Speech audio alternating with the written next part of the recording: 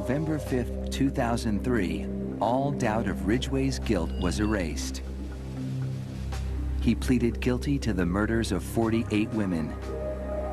He'd made a deal to cooperate with the prosecution to provide more information on his victims and the whereabouts of their remains.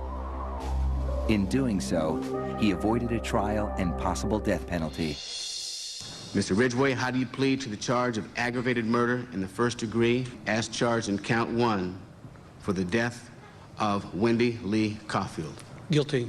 How do you plead to the charge of aggravated murder in the first degree as charged in count 2? Guilty. Guilty. Guilty. It's like he didn't have any remorse at all for what he had done. You know, he'd killed so many people, he didn't remember who they were, what they looked like. I just couldn't believe that somebody could kill all those people and not remember them.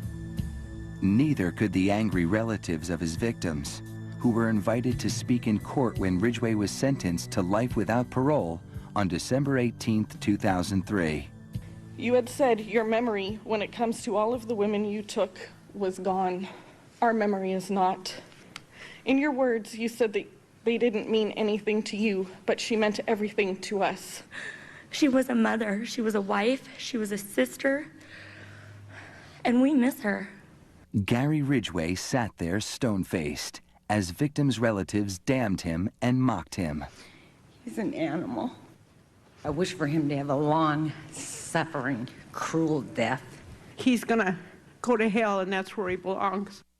But then the emotionless facade finally cracked when the father of one of his victims appeared to surprise him with a dose of human kindness. Mr. Ridgway, there are people here that hate you. I'm not one of them. You've made it difficult to live up to what I believe, and that is what God says to do, and that's to forgive. You are forgiven, sir. Those tears and a statement he made to the court later that day were as close to showing real remorse as Gary Ridgway had ever come. I'm sorry for killing these ladies. They had their whole lives ahead of them. I'm sorry for causing so much pain to so many families. To me, this was all about the victims, and